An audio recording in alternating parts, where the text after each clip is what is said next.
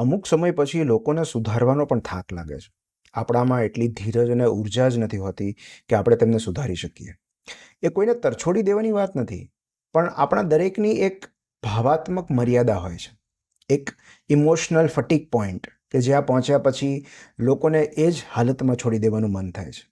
એમને સમજાવવાની હિંમત અને નિસ્બત બંને ખૂટી જાય છે.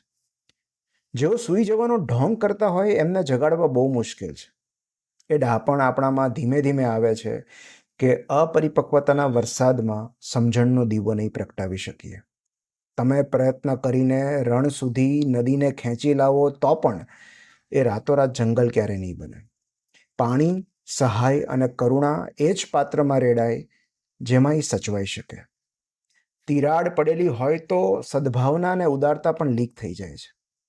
એ શારીરિક હોય કે ભાવાત્મક, થાકેલા માણસને આરામ જોઈએ છે, અસાઇનમેન્ટ નહીં.